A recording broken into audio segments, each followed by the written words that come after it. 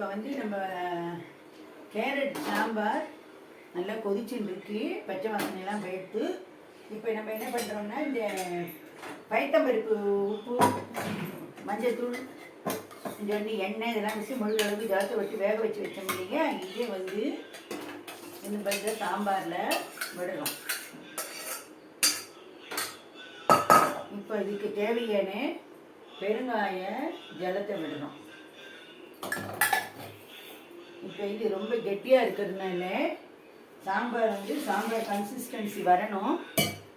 அதனால நம்ம கொஞ்சம் இதுக்கு தேவையான அளவுக்கு தளர்த்திக்கிறோம்.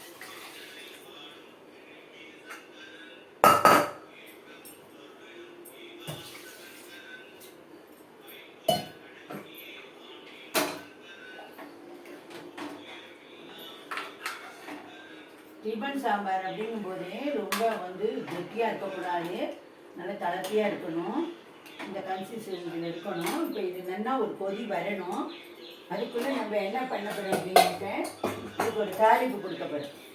அது வந்து நெய்யில் கடுகு தாளித்து போட்டிங்கன்னா நல்லா வாசனையாக இருக்கும். இப்போ இந்த இப்போ நம்ம நெய் விடணும். வேறு எதுவுமே இதுக்கு தேவையில்லை. இது ஒரு கடுகு மட்டும் தாளித்து கொட்டினா போதும். நெய் உருகட்டும்.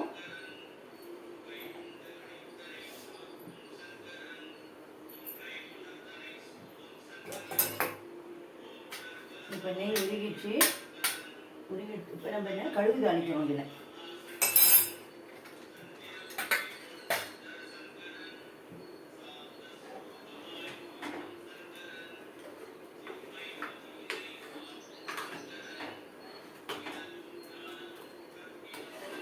இப்போ இதில் வந்து இந்த நம்ம இந்த கேரட் போட்டதோ, வெங்காயம், தக்காளி, இந்த மாதிரி வெஜிடபிள்ஸ் இது போட்டதோடும் எதுவுமே நம்ம இந்த சாப்பிடும்போது குழந்தைகளுக்கு தெரியாது. அதுவும் ஒரு சந்தோஷமாக குஷியாக சாப்பிட்டுட்டு போயிடும். இப்போ நம்ம வந்து நெய்யில் தாளித்த கடுகை வந்து இதில் கொட்டுறோம்.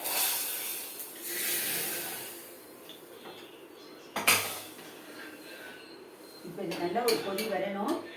கொதி வந்தோடனே நம்ம ஆஃப் பண்ணிடலாம்.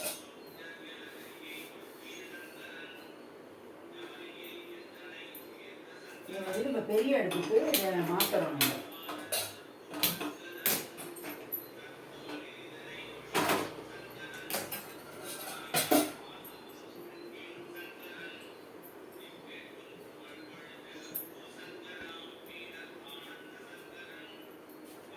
இப்போ நம்மளுடைய கேரட் சாம்பார் ஜோராக கொதிக்கிறது, வாசனை கமகமன்னு வருது. இந்தமாரி குழந்தைகளுக்கு பண்ணி கொடுத்தா நல்லா இட்லியை போட்டு அதில் இந்த சாம்பாரை ஊற வச்சு ஒரு ஸ்பூன் நெய்யும் விட்டு கொடுத்தா அதுக்கு பாட்டு சாப்பிட்டுட்டு போயிடும். நம்மளும் அதில் ஏமாற்றிடலாம். காயே போடலை, பருப்பே போடலைன்னு சொல்லி என்னத்தையோ போட்டோன்னு சொல்லி ஏமாற்றி கொடுத்தா அதுவே சமத்தை சாப்பிட்டுட்டு போயிடும். இப்போ இந்த சாம்பார் ரெடி ஆகிடுச்சு. நல்ல ஜோராக கொதிக்கிறது.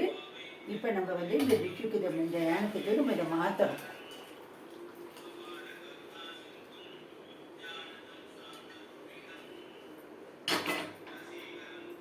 இப்போ வந்து carrot sambar, tiffin sambar ready. நீங்களும் இதேமாரி பண்ணி பாருங்க, கமெண்ட்ஸில் சொல்லுங்க. நன்றி, வணக்கம்.